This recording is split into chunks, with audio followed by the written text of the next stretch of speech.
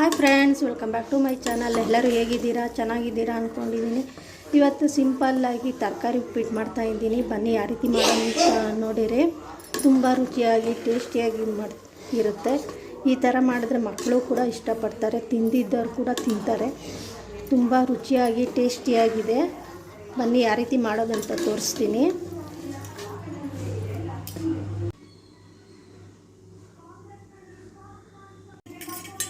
ಒಂದು 2 table spoon ಎಣ್ಣೆ ಹಾಕ್ಕೊಳ್ಳೋಣ.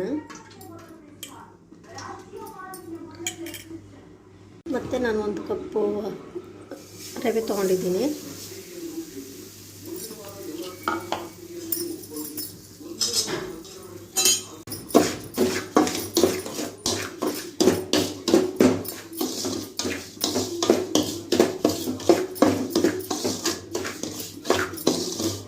ಇದು ಚೆನ್ನಾಗಿ ಹುರ್ಕೊಬೇಕು.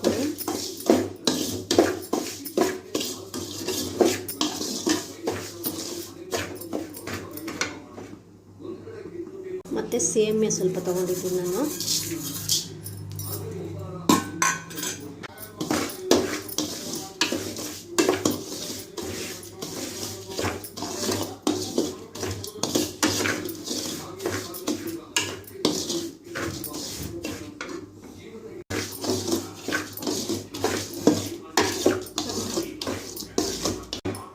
ನೋಡಿ, ಈ ರೀತಿ ಕೆಂಪಗಾದರೆ ಸಾಕು.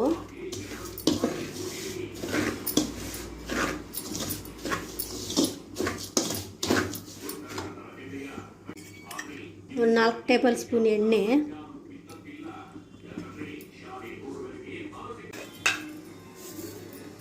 ಸಾಸಿವೆ ಒಂದು ಸ್ವಲ್ಪ,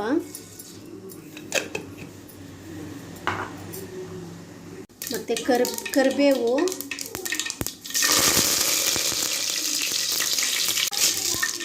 ಮತ್ತು 1 ಟೇಬಲ್ ಸ್ಪೂನ್ ಕಡಲೆಬೇಳೆ,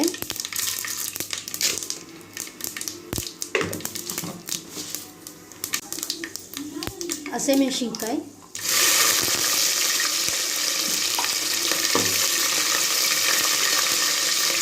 ಮತ್ತು ಈರುಳ್ಳಿ ನಾನು 2 ಸಣ್ಣಗೆ ಹಚ್ಕೊಂಡಿರೋದು.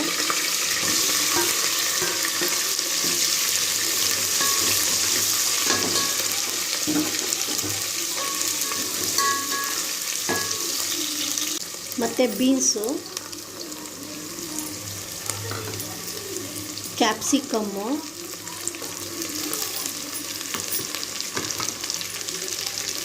ಮತ್ತು ಕ್ಯಾರೆಟು.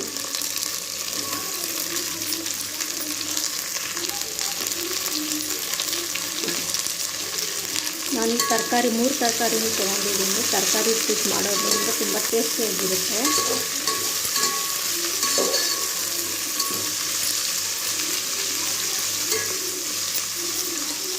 ಮತ್ತು ತರಕಾರಿ ಬೇಯೋದಕ್ಕೆ ಉಪ್ಪು ಹಾಕ್ತಾಯಿದ್ದೀನಿ.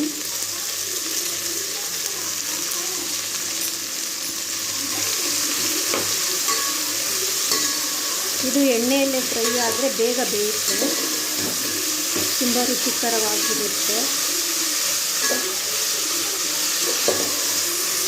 ಈ ರೀತಿ ಮಾಡಿದ್ರೆ ಉಪ್ಪಿಟ್ಟು ತಿಂದಿದ್ದವ್ರು ಕೂಡ ತಿಂತಾರೆ, ತುಂಬ ಟೇಸ್ಟಿಯಾಗಿರುತ್ತೆ.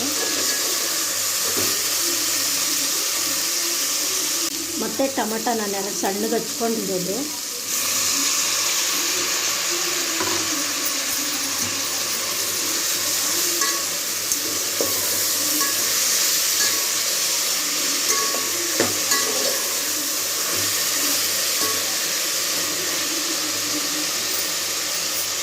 ನೋಡಿ, ಈಗ ತರಕಾರಿ ಎಲ್ಲ ಬೆಂದಿದೆ.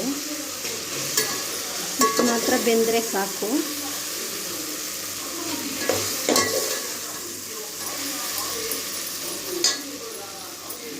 ಮತ್ತು ನಾನು 2 ಕಪ್ಪು ರವೆಗೆ ಇದರಲ್ಲಿ ಅಳತೆ ಮಾಡ್ಕೊಂಡಿದ್ದೀನಿ.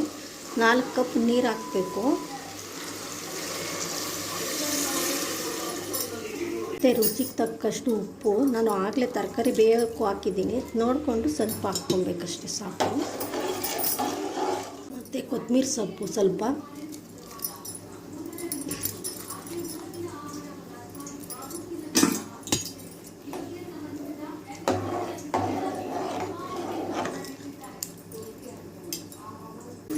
ನೋಡಿ ಈ ರೀತಿ ಚೆನ್ನಾಗಿ ಕುದಿಬೇಕು. ತರಕಾರಿನೂ ಬೆಂದಿದೆ.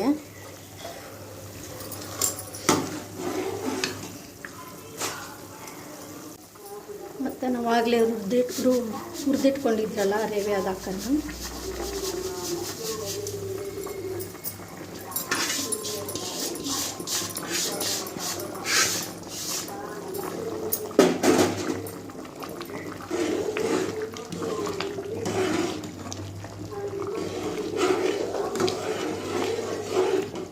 ನೋಡಿ ಆಗಿದೆ. ಈಗ ಒಂದು 5 ನಿಮಿಷ ಹಾಗೆ ಮುಚ್ಚಿಟ್ರೆ ಆಗುತ್ತೆ. ನೋಡಿ ಸಾಫ್ಟಾಗಿ ಬಂದಿದೆ, ತುಂಬ ಟೇಸ್ಟಿಯಾಗಿ ರುಚಿಯಾಗಿದೆ. ಹಾಗೆ ಒಂದು ವಿಡಿಯೋ ಇಷ್ಟ ಆದರೆ ಒಂದು ಲೈಕ್ ಮಾಡಿ, ಸಬ್ಸ್ಕ್ರೈಬ್ ಮಾಡ್ಕೊಳ್ಳಿ. ಇಷ್ಟೊತ್ತು ವಿಡಿಯೋ ನೋಡೋದಕ್ಕೆ ಥ್ಯಾಂಕ್ ಯು. Bye bye.